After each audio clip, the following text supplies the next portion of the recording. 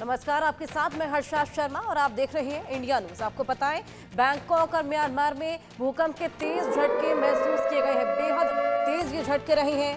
Bangkok में भूकंप से भारी नुकसान भी हुआ है। बैंकॉक में भूकंप से कई इमारतें ध्वस्त हो गई हैं। बैंकॉक में इमरजेंसी का ऐलान कर दिया गया है। थाईलैंड के पीएम ने इमरजेंसी का ऐलान किया है। भारी तबाही के बाद ये ऐलान किया गया है। बिल्डिंग गिरने के बाद 43 लोग लापता हैं। रिक्टर स्केल पर भूकंप की तीव्रता 7.5 रही है। बेहद बड़ी तीव्रता पर यहाँ पर ये भूकंप और उसके बाद इमारतों का क्या हाल हुआ है, उसकी तस्वीरें आपकी टीवी स्क्रीन पर है। क्या मंजर वहां पर बन गया, क्या तबाही वहां पर मची थी, किस तरीके से भूकंप ने वहां पर तबाही मचाई है, वो मंजर आपकी टीवी स्क्रीन पर। ये देखिए, दो तस्वीरें आपकी टीवी स्क्रीन पर है। म्यांमार और बैंकॉक की ये तस्वीरें किस तरीके से भूकंप के झटके और तीव्रता रही है 7.5 और 7.5 की तीव्रता का भूकंप बेहद तेज माना जाता है। कितना तेज माना जाता है वो मंजर आपकी टीवी स्क्रीन पर है। कितना भयावह ये भूकंप रहा है और चीख पुकार आप देखिए किस तरीके से लोगों की वहां पर सुनाई दे रही है। किस तरीके से इमारत बुरी तरीके से ध्वस्त हो चली है। चंद सेकंड भूकंप का तेज झटका और ये पूरी इमारत धराशायी हो गई, ढह गई पूरी तरीके से। उसके बाद लोगों में अफरा तफरी का माहौल।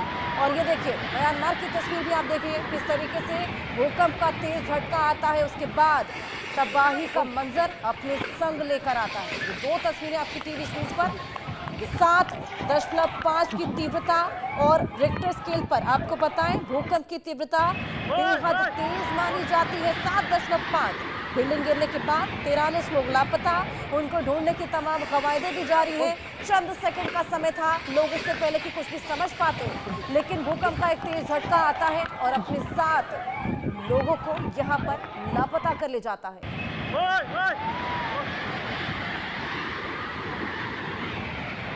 वहीं म्यांमार थाईलैंड में आए भूकंप पर अब आपको बताएं, पीएम मोदी ने भी पोस्ट किया है। पीएम मोदी ने म्यांमार थाईलैंड में आए भूकंप पर अपनी चिंता जाहिर की है और चिंता जाहिर करते हुए म्यांमार थाईलैंड में भूकंप के बाद की स्थिति बेहद चिंताजनक है, ये पोस्ट में पीएम मोदी लिखते हुए नजर आए हैं। मंजर आपकी टीवी स्क्रीन पर है। ऐसे में चिंता लाजमी है। सभी की सुरक्षा और खुशहाली के लिए प्रार्थना पीएम मोदी ने की है। भारत हर संभव मदद के लिए तैयार है।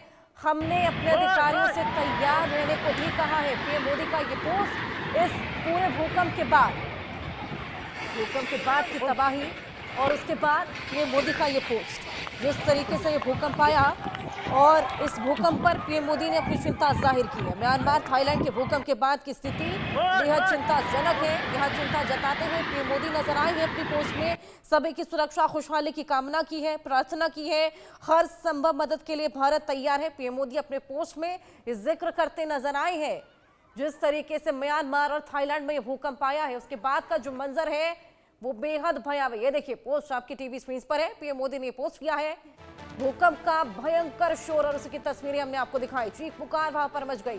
चंद सेकंड का समय, अचानक से एक भूकंप आता है 7.5 की तीव्रता का ये भूकंप, जिसके बाद वो तबाही अपने संग लेकर आता है।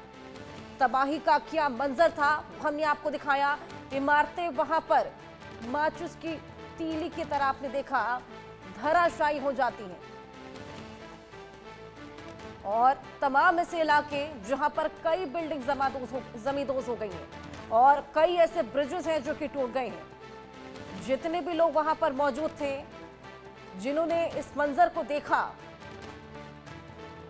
वो बेहद शॉक हो गए। और साथ ही आपको बताएं कि जो बिल्डिंग वहां पर ध्वस्त हुई थी, उसके चलते 43 लोग अब भी लापता हैं। म्यांमार थाईलैंड में भूकंप पर पीएम मोदी ने अपनी चिंता भी जाहिर की है। जो भूकंप आया उसके बाद की स्थिति से मैं चिंतित हूं। सभी की सुरक्षा और खुशहाली के लिए प्रार्थना करता हूं। हर संभव मदद के लिए भारत तैयार है। हमने अपने अधिकारियों से तैयार रहने को भी कहा है। म्यांमार और बैंकॉक, जिसमें भूकंप से भारी नुकसान, आपको बताएं कि दोनों ही टूरिज्म के लिहाज से बेहद इंपॉर्टेंट प्लेसेस हो जाती हैं। टूरिज्म यहाँ पर अच्छा खासा रहता है। ऐसे में तमाम टूरिस्ट देश भर से, विदेश भर से यहाँ पर पहुँचते हैं और उसी बीच आप देखिए किस तरीके से यहाँ पर ये बेहद तेज भूकंप आता है। हालांकि एपिसेंटर क्या रहा है इसके बारे में अभी तक मालूमात नहीं चल पाए हैं, लेकिन उस 7.9 की तीव्रता का ये भूकंप रहा और रिक्टर स्केल से अगर बात करें तो 7 तीव्रता के भूकंप को बेहद ज्यादा तेज माना जाता है। भूकंप के बाद तबाही और साथ ही आपको बताएं कई ऐसे ब्रिजेस थे जो कि डगमगा गए, कई बिल्डिंग्स यहां पर जमींदोज हो गई। और जैसे कि हमने देखा है म्यांमार और बैंकॉक में बेहद हाई राइज बिल्डिंग्स हुआ करती हैं, ऐसे में ऐसी तमाम हाई राइज बिल्डिंग्स यहां पर जमींदोज हो गई हैं। चारों ओर तबाही का मंजर, आसपास जितने भी लोग मौजूद थे वो घबरा उठे, अफरा तफरी का माहौल वहां पर मच गया। और म्यांमार के भूकंप से आपको बताएं कि थाईलैंड तक असर देखने को मिला है। ये तमाम ऐसी टूरिज्म से जुड़ी जगह जहां पर तमाम टूरिस्ट जगह जगह से पहुंचते हैं और उसी बीच तबाही का मंजर वहां पर देखने को मिला। भारी तबाही के बाद इमरजेंसी का ऐलान कर दिया गया है।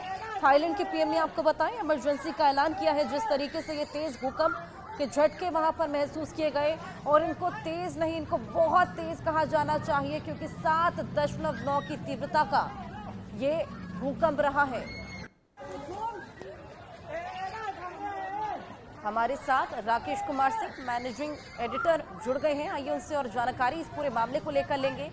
राकेश जी, म्यांमार और बैंकॉक की धरती बेहद बुरी तरह कांप उठी है और टूरिज्म के लिहाज से ये जगह बेहद इंपॉर्टेंट हो जाती है।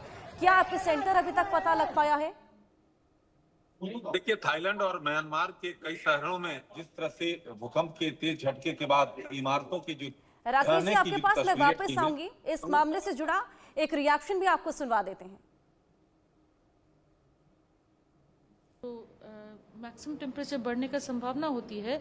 ये स्ट्रॉन्ग विंड्स के कारण वो हीटिंग भी एडवेक्ट हो जाएगी आउट ऑफ द रीजन, जिसके कारण टेम्परेचर्स काफ़ी डिप करने का संभावना है नॉर्थ वेस्ट इंडिया में मैक्सिमम टेम्परेचर्स। तो दिल्ली का अगर बात करें तो दिल्ली में जैसे कल भी 38 डिग्री रिकॉर्ड किया गया था, आज वो कम होते होते आज और कल में 2 दिन में थोड़ा कम होके और 2 से 3 डिग्री कम होने की संभावना है। और अगर नॉर्थ इंडिया, पूरा नॉर्थ इंडिया में, इनफैक्ट नॉर्थ और सेंट्रल इंडिया, मध्य प्रदेश तक उम्मीद है कि टेम्परेचर थोड़ा घटती हुई नजर। सुना आपने रिएक्शन में भी किस तरीके से मौसम भी बेहद बड़ा रोल यहाँ पर अदा करता है इस तरह के भूकंप जो आते हैं उसको लेकर। हालांकि सीस्मोलॉजिस्ट के लिए भी इस तरह के भूकंप का अंदाजा लगाना बेहद मुश्किल हो जाता है, क्योंकि सीस्मिक जोन्स में अगर देखा जाए तो ये बेहद सेंसिटिव एरियाज माने जाते हैं। भूकंप कब आएंगे इसका अंदाजा लगाना अपने आप में बेहद मुश्किल हो जाता है।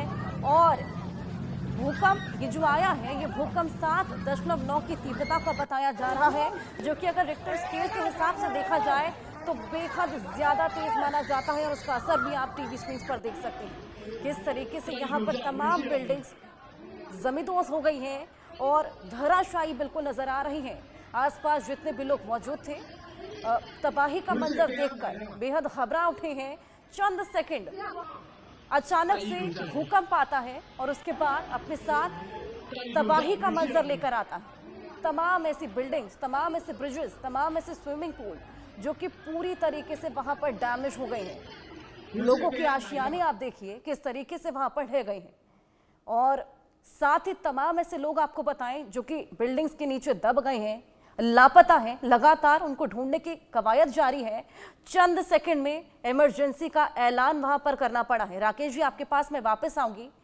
चंद सेकंड का ये भूकंप रहा जो कि अपने साथ ये तबाही का मंजर साथ लेकर आया और ऐसी तबाही लाया कि इमरजेंसी वहां पर लागू करनी पड़ी है।